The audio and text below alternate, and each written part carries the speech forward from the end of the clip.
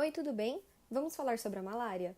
A malária é uma doença infecciosa, não contagiosa, que atinge áreas tropicais e subtropicais do globo, sendo uma das principais causas de morbidade e mortalidade nessas regiões.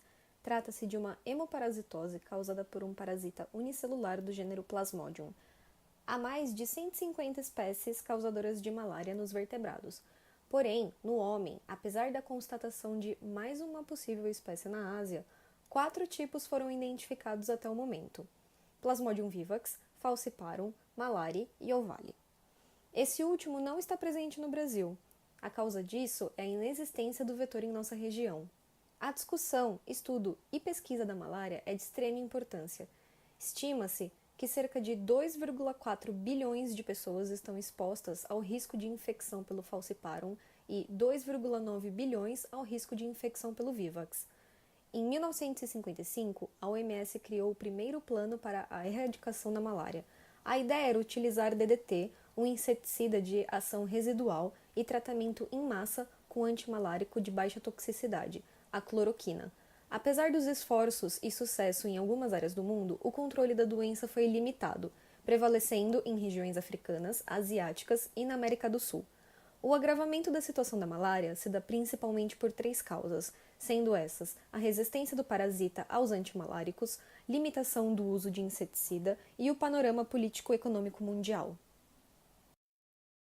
O ciclo biológico da malária é um pouco complexo. Vou tentar subdividir e resumir para ficar mais fácil de entender, tá bom? O ciclo possui 2 hospedeiros, um vertebrado intermediário e um invertebrado definitivo. No hospedeiro vertebrado há 2 ciclos, um fora da hemácia e um dentro da hemácia. O ciclo se inicia no homem com a picada da fêmea do mosquito Anopheles, infectada com plasmódio. Os parasitas presentes na saliva do inseto são inoculados no ser humano na sua forma de esporozoito, atingindo a corrente sanguínea ou vasos linfáticos.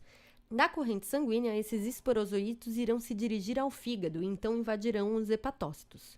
Após a invasão do hepatócito, os esporozoitos se reproduzem de forma assexuada, dando origem no final a merozoitos, que serão liberados do hepatócito e atingirão novamente a corrente sanguínea. É aqui, com a invasão das hemácias por esses merozoitos, que iniciamos o ciclo eritrocítico da malária. É neste momento que a sintomatologia vai ficar evidente no paciente, mas já vamos chegar lá. Dentro da hemácia, esses merozoitos, diferenciados agora em trofozoitos, iniciam novamente sucessivas divisões. Algumas mitóticas, dando origem a novos trofozoitos, e outras meióticas, dando origem a gametócitos femininos e masculinos. Essa reprodução assexuada constante produz lise da hemácia.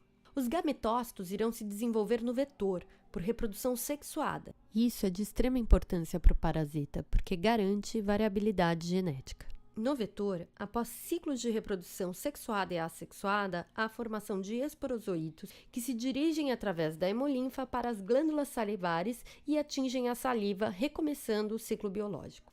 Um parênteses aqui de grande importância clínica é que o Plasmodium vivax e ovale podem desenvolver-se em formas evolutivas latentes no fígado, o que quer dizer que, nesses casos, a doença pode ficar adormecida, dando uma falsa impressão de cura e ressurgir tempos depois, caracterizando assim o que chamamos de recaída da doença. Mas e os sintomas? Em relação aos sintomas, a tríade da malária é febre, calafrio e sudorese, além de dor de cabeça, que ocorre de forma cíclica, coincidindo com a ruptura das hemácias. A malária é uma doença grave, onde podem ocorrer outras inúmeras complicações, inclusive o óbito. E como age o nosso sistema imunológico frente a isso? A imunidade inata é pouco efetiva, e embora pouco conhecida, sabe-se que receptores Toll-like, expressos nas membranas das células dendríticas, macrófagos e células B, reconhecem metabólitos do parasita, e a partir dessa interação, uma resposta pró-inflamatória é acionada com a liberação de citocinas. Já a imunidade adquirida é mais lenta, e está relacionada a longos períodos de exposição à doença. Resumindo muito brevemente, assim que o Plasmodium adentra o hospedeiro, uma série de respostas humorais se iniciam.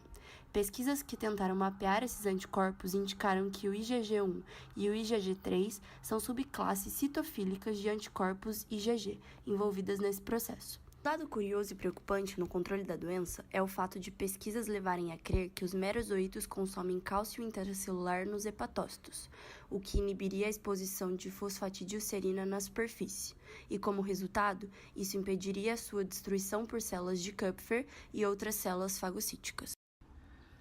E sobre o tratamento? Há várias linhas de tratamento, mas o objetivo é atuar em diferentes fases do ciclo evolutivo do parasita. E por isso, a associação de drogas é comum. Na malária grave, além do uso de antimaláricos, medidas de suporte à vida são fundamentais. Existe vacina contra a malária? Atualmente, uma vacina contra o Plasmodium vivax RTS-AS01 já passou da terceira fase de testes clínicos e, segundo os estudos, possui 45% de eficácia. Nem tudo é simples. Essa forma do parasita possui mais de 3 formas alérgicas da proteína-alvo, o que dificulta o desenvolvimento de uma vacina mais eficiente. A solução neste caso foi a criação de uma vacina híbrida. E o que é isso? Significa que ela foi criada com as 3 variantes da proteína. A vacina foi testada em camundongos e estes receberam 3 doses antes de serem expostos ao agente infeccioso. Vale lembrar que a RTS-AS01 ainda está em fase de testes e ainda não temos respostas para muitas perguntas, longe de ser um resultado definitivo para o problema que temos em mãos. Por exemplo, ainda não está esclarecido se a eficácia da vacina de fato protege contra a malária ou se ela retarda a infecção. Além disso, a vacina ainda passa por uma série de questionamentos sobre sua real eficácia para a futura aplicação, já que, embora esses estudos envolvessem também crianças de 6 a 12 semanas, as mesmas não obtiveram benefícios significativos. Mas essa vacina, se passar da 4ª fase de testes, só será disponibilizada para a população de maior risco, crianças e pessoas não imunes, como os viajantes que vão para a área endêmica. E já estava me esquecendo. Lembra dos parasitas dormentes que permanecem no fígado após a fase aguda da doença? Então, um dos maiores desafios dessa nova medida de prevenção é combater também esses parasitas espertinhos. Bom, é isso. Vamos torcer por resultados positivos. Agora vamos à prevenção. Ainda é o melhor caminho no combate à malária. As estratégias brasileiras adotadas são diagnóstico oportuno e tratamento imediato, medidas antivetoriais, identificar epidemias e evitar dispersão da doença, avaliação contínua da situação da malária no Brasil. Individualmente, devemos nos proteger da exposição ao mosquito, usando repelentes específicos e usar roupas claras, preferencialmente com manga longa.